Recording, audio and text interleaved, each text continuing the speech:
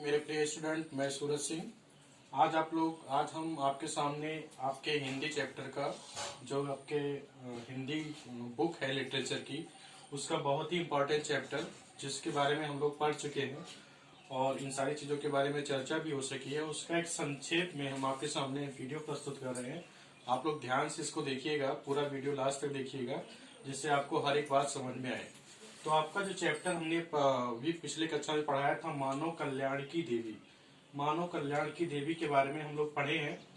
तो मानव का अभिप्राय क्या होता है आप जानते होंगे। मानव से अभिप्राय मनुष्य है और कल्याण मतलब कल्याण करने वाली, उपकार करने वाली। और देवी शब्द जो है जैसे देव है, देवी का देव का स्त्रीलिंग शब्द देवी होता है। तो मानव कल्याण की देवी से अभिप्राय है कि मानव का कल्याण करने वाली कोई महिला। तो जैसा कि इसके जो है टाइटल से ही स्पष्ट हो रहा है कि ये किसी महिला की बात हो रही है।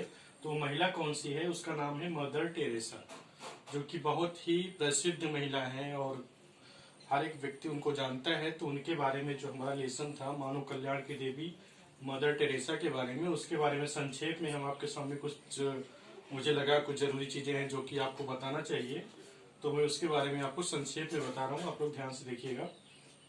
तो मदर टेरेसा जो थी, ये भारत की मतलब पूरे विश्व की एक बहुत ही महान महिला थी, जिन्होंने अपनी पूरी जिंदगी गरीबों, असहायों, निर्धनों की सेवा में बिता दिया और इसीलिए उनको तमाम तरह तरह के पुरस्कार दिए गए।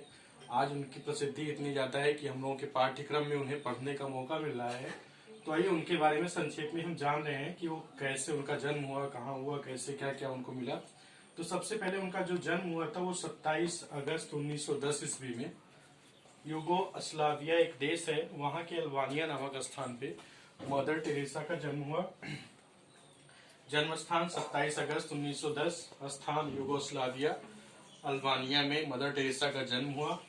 जन्म के उपरांत उन्होंने क्या किया, वो सन 1918 में पहली बार भारत आई। भारत आने के बाद वहां पे वो एक विद्यालय में पढ़ाने लगी, फिर उसके बाद फिर दूसरी बार आई।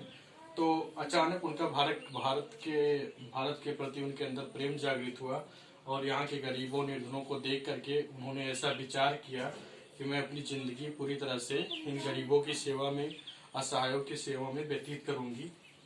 तो अपने इस उद्देश्य को साकार करने के लिए उन्होंने 2 संस्थाओं की स्थापना की। पहला है सन 1952 ईस्वी में उन्होंने बनाया मिशनरीज ऑफ चैरिटी, एक संस्था है जिसकी स्थापना मदर टेरेसा ने की थी, मिशनरी ऑफ चैरिटी। और दूसरी संस्था का नाम है निर्मल हृदय। 2 संस्थाओं की स्थापना की जिसका मेन उद्देश्य था भारत के गरीबों, निर्धनों, असहायों की सेवा करना और उनको हर एक सुविधा, हर एक चीजें उपलब्ध कराना।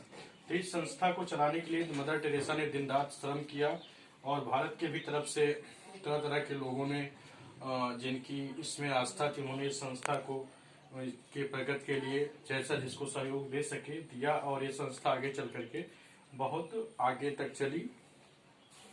तो उसी क्रम में 2 संस्था इन्होंने बनाई। पहला है मिशनरीज ऑफ चैरिटी, दूसरा है निर्मल हृदय। फिर इनके इसी कार्य से प्रभावित होकर के जब ये इनकी प्रसिद्धि बहुत ज्यादा हो गई, तो इनके इसी कार्य से प्रभावित होकर इनको तरह तरह के इनाम भी दिए गए। उसी क्रम में जो पहला इनाम था सन 1962 ईस्वी में पद्मश्री पुरस्कार दिया गया। इनको 1962 में पद्मश्री पुरस्कार दिया गया। फिर 1979 में नोबल पुरस्कार दिया गया। नोबल पुरस्कार क्या होता है आप सभी लोग जानते होंगे। नोबल पुरस्कार जो है विश्व का सबसे श्रेष्ठ पुरस्कार है और ये प्रथम महिला रही है जिनको नोबल पुरस्कार दिया गया 1979 ईस्वी में। उसके बाद में फिर आता है 1980 ईस्वी में भारत रत्न पुरस्कार दिया गया। भारत रत्न भारत देश का सबसे श्रेष्ठ पुरस्कार है। इन्होंने भारत में इतनी ज्यादा सेवा की गरीबों की, इसलिए भारत सरकार ने प्रभावित होकर के सन 1980 में इनको भारत रत्न पुरस्कार दिया। तो मेन पुरस्कार 3 हुए, पहला पद्मश्री पुरस्कार, दूसरा नोबल पुरस्कार और तीसरा भारत रत्न। तो ये 3 पुरस्कार मदर टेरेसा को प्रदान किए गए। फिर इनकी मृत्यु होती है सन 5 सितंबर 1997 ईस्वी को। तो इस तरह से इनका जो जीवन काल था उसके बारे में हमने संक्षेप में आपसे चर्चा की, कैसे उनका जन्म कब हुआ, मृत्यु कब हुई, कौन कौन से पुरस्कार दिए गए, कौन सी संस्थाओं ने बनाई। इस चैप्टर से तरह तरह के प्रश्न आएंगे। जैसे पहला प्रश्न आपका शब्दार्थ से रहेगा, जो कि आपके बुक में दिया हुआ है, मैं बता भी चुका हूँ। आप लोग शब्दार्थ पढ़ेंगे अच्छे से। फिर मौखिक प्रश्न है, मौखिक प्रश्न से भी क्वेश्चन आते हैं, आप लोग मौखिक प्रश्न तैयार करेंगे। फिर लिखित प्रश्न है, लिखित प्रश्न से भी प्रश्न आते हैं, और उसके बाद बहुविकल्पीय है, सही गलत है। इतने टाइप के क्वेश्चन आपके में आएंगे, शब्दार्थ, मौखिक प्रश्न, लिखित प्रश्न, बहुविकल्पीय प्रश्न, सही गलत, जिसके बारे में हम लोग पढ़ चुके हैं। और इसका नोट्स भी हमने आप सभी को उपलब्ध करा दिया है, सबके पास भेज दिया है। तो आप सभी से मेरा रिक्वेस्ट है कि उस नोट्स को अच्छे से पढ़िएगा, उसमें द्वारा बताए गए आंसर को ध्यान से लिख करके और समझिएगा। बस आज का जो मेरा वीडियो था मदर टेरेसा के ऊपर था, संक्षेप में हमने उनके बारे में अभी चर्चा की।